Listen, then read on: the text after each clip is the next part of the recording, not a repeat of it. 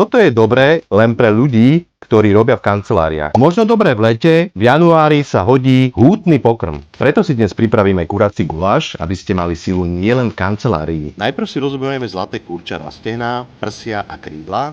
Z chrbta a krídel pripravíme vývar na podlievanie. Vložíme ich do predriatej rúry na 180 stupňov, cca 30 minút, kým nie sú krásne upečené do hneda.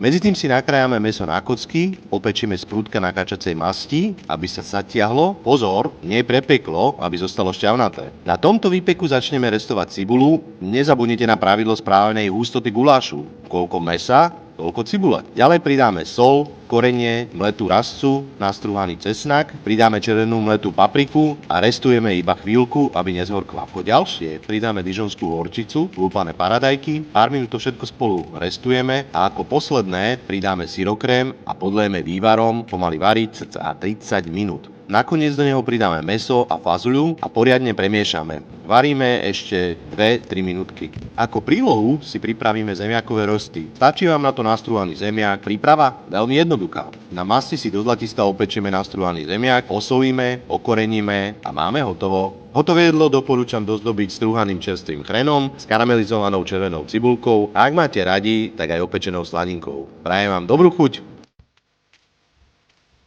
Viac kuracích tipov nezabudnite sledovať profil Hýza.